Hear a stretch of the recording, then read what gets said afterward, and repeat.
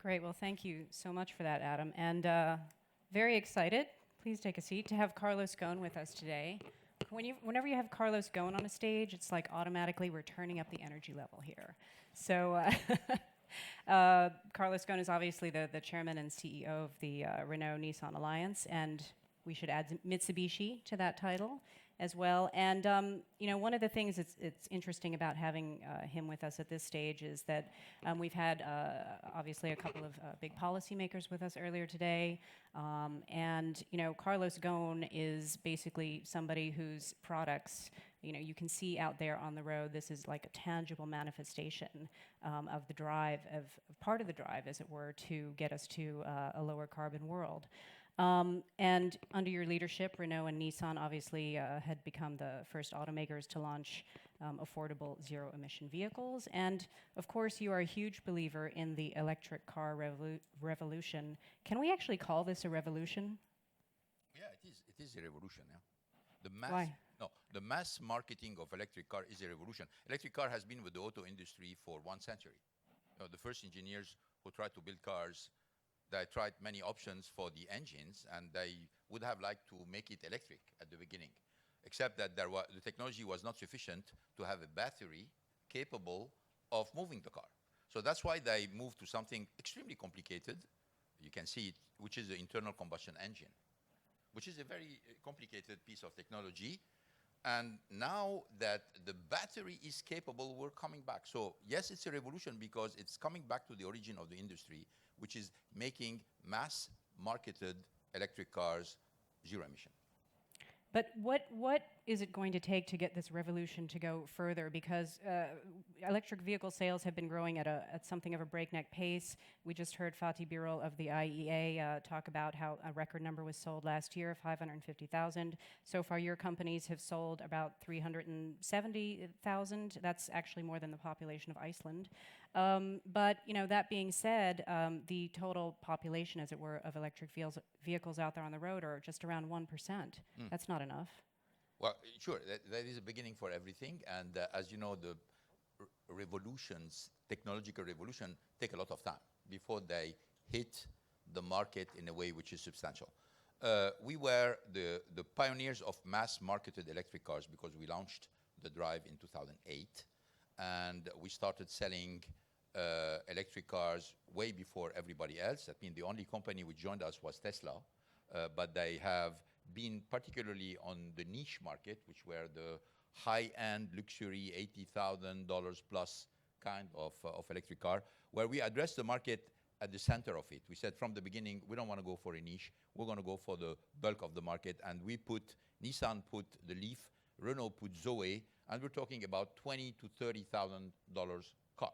That's what we are attracting. And as you know, when we launched this, there was a lot of skepticism. It's not going to work. Electric car, at the end of the day, the emissions is not very good because if you are making energy out of coal. I'm not going to tell you the whole story. Today, all car makers are launching electric cars because now they discover that this industry will not move forward without electric cars.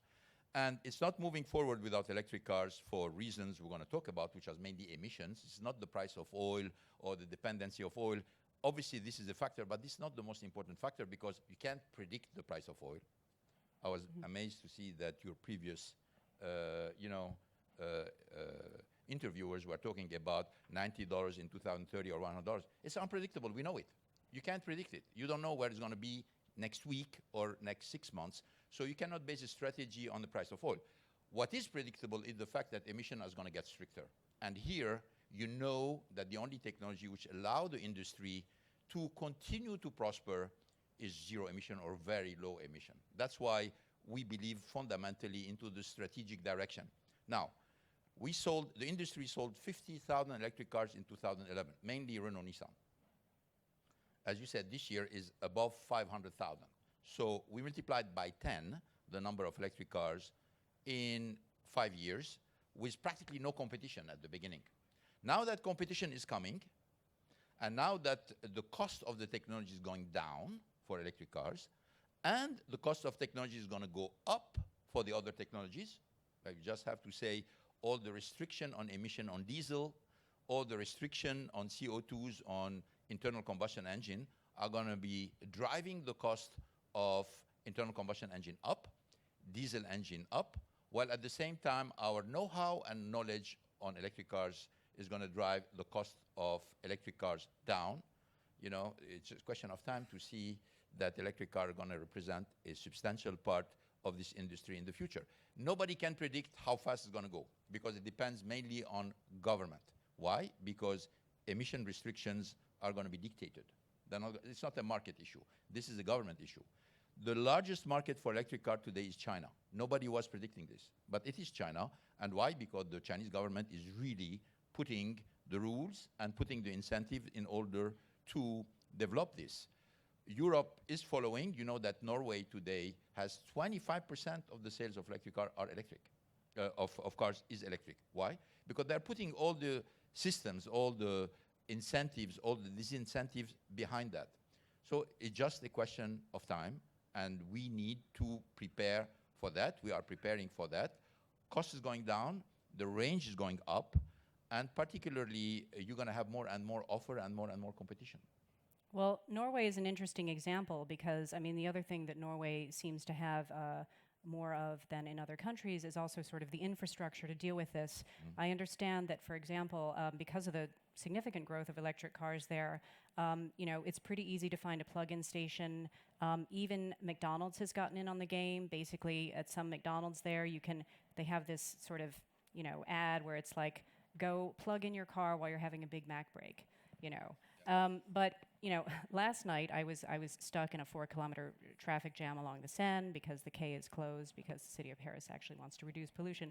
But my taxi driver, who was in a gas-powered vehicle, said, "Listen, look at all this. We need to switch to. Everybody needs to have an electric vehicle. The problem is, you know, I'm not going to get one because even if the cost is coming down, the battery is still way too expensive, and B, you know, there's still not enough places to plug them in. So."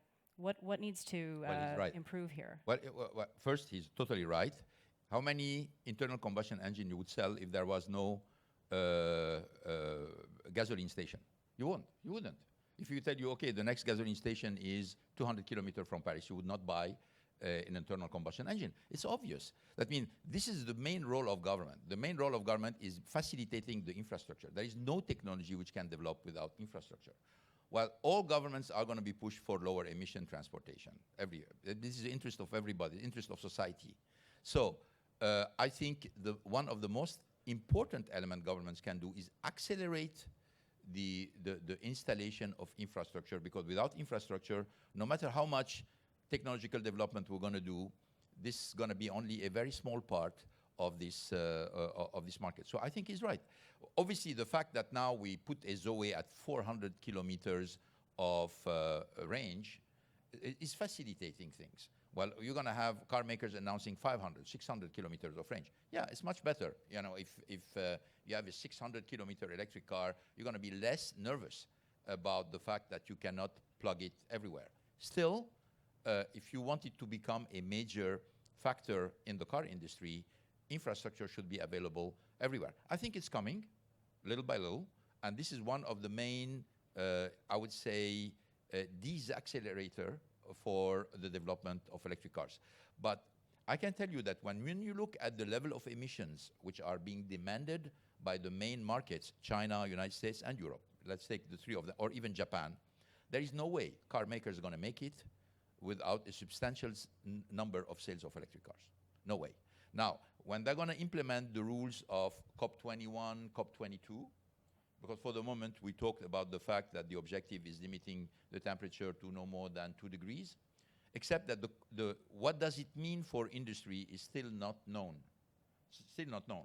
So we don't know what does it mean for the car industry, for example. We don't know it. But it's going to come country by country, market by market. And I can tell you that, from all the simulation we make, if you don't have a substantial part, when I say substantial, I'm talking about 20% plus of your sales in electric car, you're not going to make it.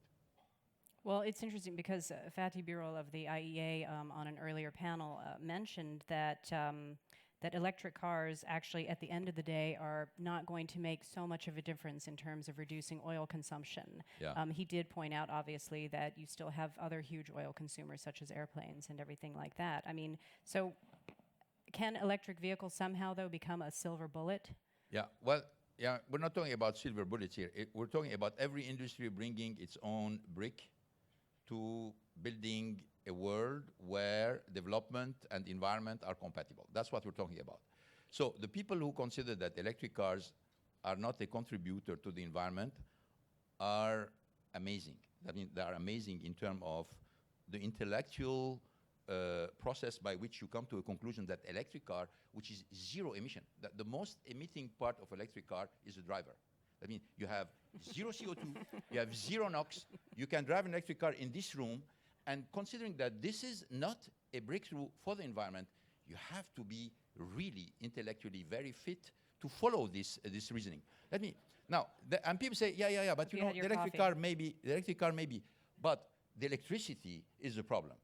Electricity is a problem, then let's clean electricity. This has nothing to do with the car industry. At least the car industry is bringing a breakthrough which consists to say, you're going to be transporting yourself from one place to the other with zero emission. Now, the part is cleaning energy, and the energy sector is going through that.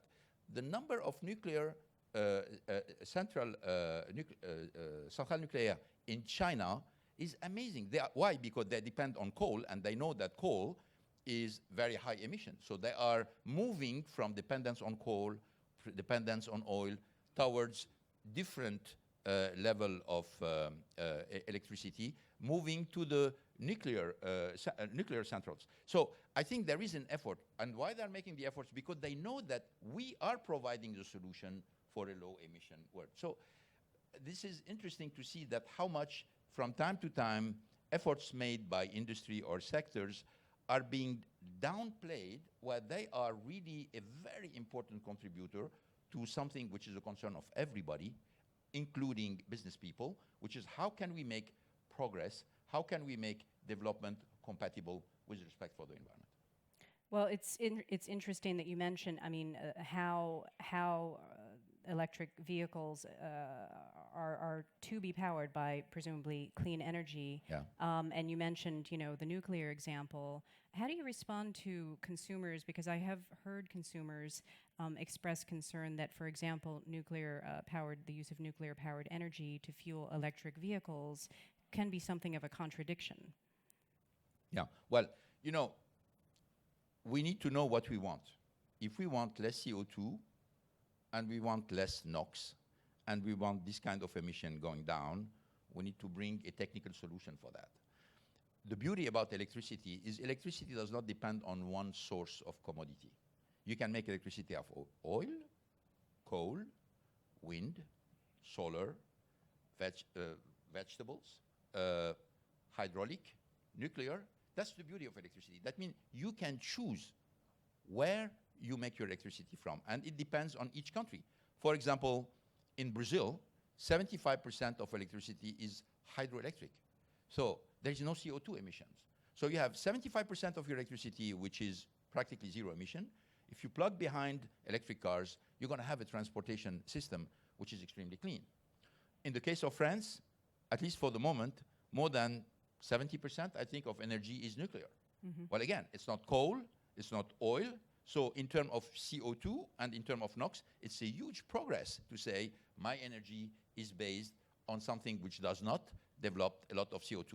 So what is very important is what we need is to bring a feasible solution to pragmatic and realistic problems.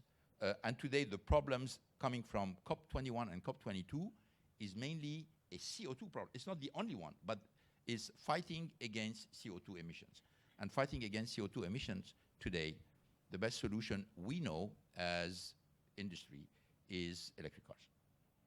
And of course, I'd love to open it up to the audience for questions, because I know that there will be, so please get them ready. But before I do that, I mean, given that, as you say, everything does have a starting point. Today, electric vehicles as part of the market is just around 1%. Sort of, if you could put on your your wizard's hat and sort of look into the future, at what point will we see, let's say, 50% or 75% vehicles on the road, or perhaps even more than that, the elimination entirely of gas-powered cars? How far into the future is that? Oh, I think the the elimination of gasoline-powered cars is going to take much longer than that. I don't think it's going to. I think What are the hurdles? 20 years, 30 years down the road, you continue to see these cars on the market. I think today what's moving the electric cars mainly is the necessity for car makers to meet the emission standards, which are becoming stricter. And the fact that many countries are going to take extremely restrictive legislation against circulation of emitting cars in downtowns or in specific areas or in national parks, etc. You're going to see more and more these kind of restriction, which means that when you're going to buy a car, which is still a major investment for every single person on the planet, when you buy a car, you want the car which allows you to go everywhere. And if the best solution for you is to get an electric car, because electric car, you can go downtown, you can go to the park, you can go in this place. People are going to be moving little by little with electric car, particularly if the cost is going to go down and if you're going to have a lot of benefits. I mean, some countries, if you have electric cars, you can take the taxi lane, you can have a free parking, you can have free electricity, etc. In many governments are really putting a lot of incentives on the table. So, but still, gasoline engine, in my opinion, will stay in some parts of the world. First, because maybe some countries will not take as restrictive emission obligation as some other countries, and particularly because in a certain way, the cost of these technology will continue to be extremely competitive in some cases, particularly in the entry-level cars. This is assuming our own knowledge today about technology, but watch out, huh? China, for example, is putting a lot of incentive for low-cost electric cars. And we are developing a low-cost electric cars in China because there's so much incentive. What's the price point for that? I'm sorry? What is the price point for that? Well, when we're talking about this, we're talking about, for the moment, about $7,000 to $8,000 electric car, but with Chinese incentive. Okay? What we want to do is bring a $7,000 to $8,000 electric car without incentive. Yeah, you will be able to sell it without incentive. So if we're able to make this kind of breakthrough, it's going to change the game. So what is important now is that the industry is focusing on low emission cars, particularly on electric cars. I mean, Volkswagen has announced, that a big percentage of their sales within next 5 years will be electric cars. General Motors, Ford, everybody's moving into this direction now, which is very good news for us, because from one side, obviously we're going to have more competition, but from the other side, the fact that more car makers are coming and making an offer is going to stimulate demand and going to persuade also government to go into this direction. So I think it's a very virtuous circle. I think it's going to grow. The pace at which it will grow is unknown, because it depends on decision made by governments which are not, there is no consultation between themselves. For the moment, China is extremely aggressive on electric car. The United States will depend from one state to the other. It can be very different. In Europe, it's also very selective. Norway is very aggressive. France has put a very serious package to support electric car. But this is one of the reasons for which Zoe of Renault is the most sold electric car in Europe today, based on sales in France and in other countries. So I think we're moving into this direction. Well, that's a great pitch for the electric car. Let us take some questions from the audience. Please put your hand up. Yes, ma'am. Please keep your questions short so we can get to a lot of people. My name is Anita. I'm a journalist. You raised this very interesting point about the emitter being the driver is the biggest emitter. Well, there seems to be a solution for that as well with driverless cars and automated cars. I'm wondering, is the competition going to come from the Silicon Valley, from companies not just like Tesla, but also like Google for the traditional car makers? Great question. Yeah, well, I don't think so. And there are many reasons for this. I think what Google and Apple and other tech companies are doing is they are competing for the brain of the car. That they suspect that the car is going to become much more technologically sophisticated with the development of zero-emission, autonomous car, connected car. The car is going to see an evolution for the next 5 years, which is much, much more important than everything we've seen for the last 25 years. and they want a piece of it. They sense that there is a lot of opportunity here, and they want a piece of it. So that's why I think what you're going to see is more a collaboration between car makers and the tech companies, which is taking place because every day you see an agreement between one car company and one tech company, which, by the way, they are not exclusive. That means one car company can have agreement with many tech company, and one tech company can have agreement with many car companies. Because at the end of the day, what is a car maker? A car maker is an architect. We are architects. We assemble parts, we assemble technologies. We don't do all of them. There are some of things we do, some of things we buy. We're largest buyers. That means Renault-Nissan buys for 80 billion euro a year, which is more than half of our revenue.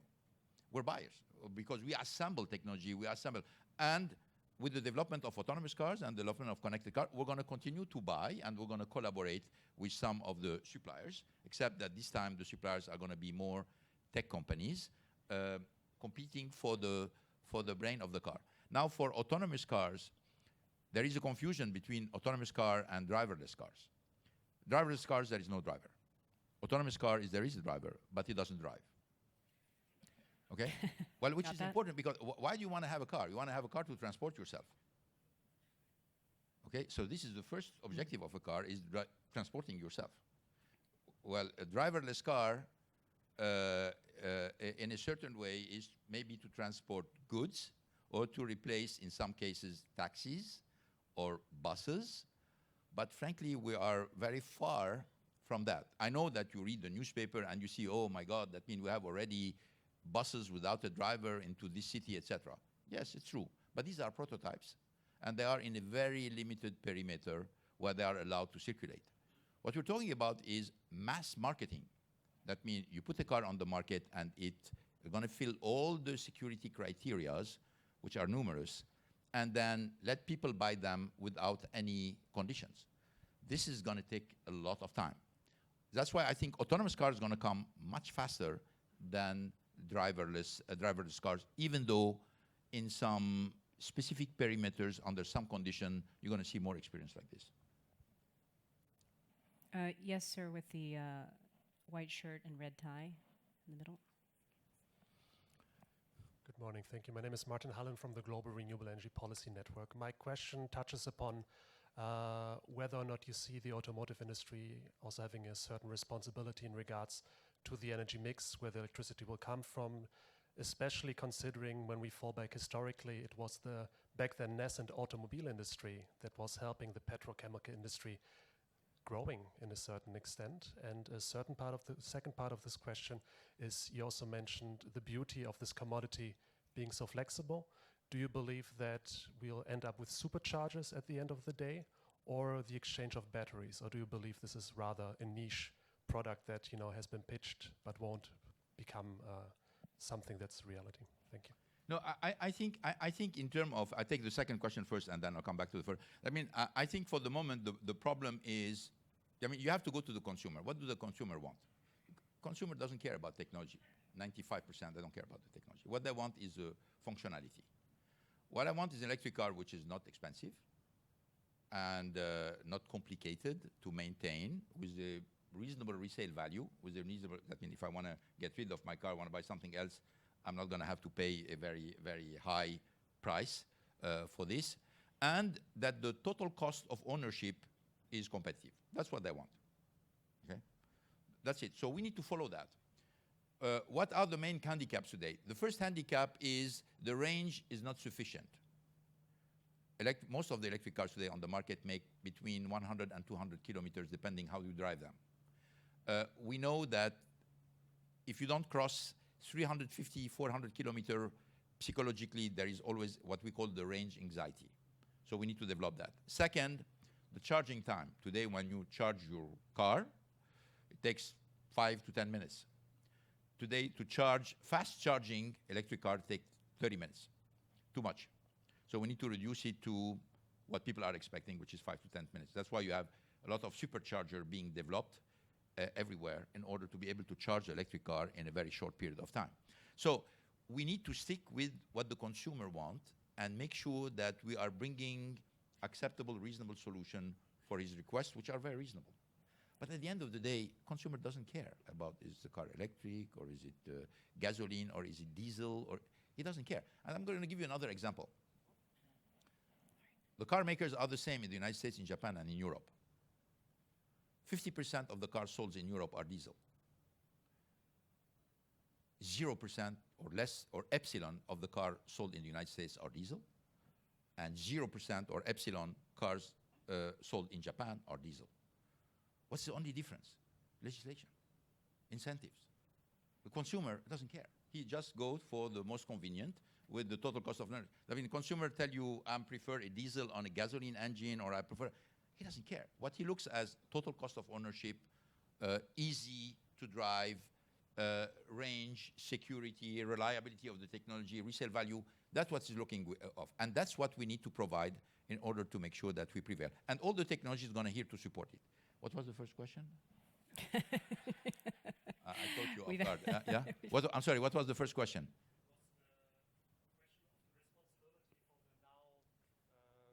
The automotive industry that's in transition, obviously. I think it's a big crossroads Yeah. for all the players in the market. Yeah. And to what extent you see responsibility also, I wouldn't say favoring, but very much also working hand in hand with the renewable energy sector that is actually providing the electricity, given the historical precedent 100 years ago with the petrochemical industry and the automotive industry. Yeah, I would love to tell you the car industry is going to play a role. I don't think so. The car industry is having a lot of trouble already defining one position for the car industry, because there is so much competition between the car makers, and each one has an advance on different kind of technology. So already building one position for the car industry is a struggle.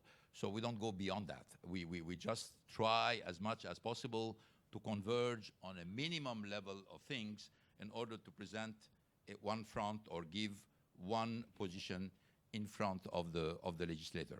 I don't think we go beyond that. Now, every car maker has its own strategy.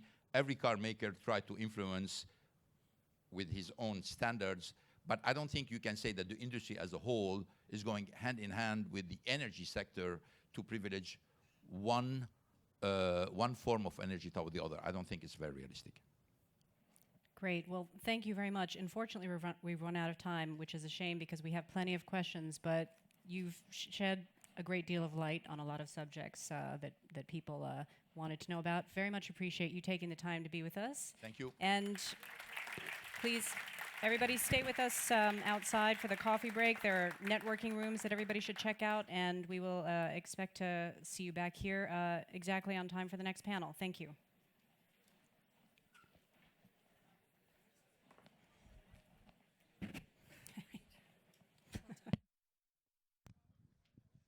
Ladies and gentlemen, during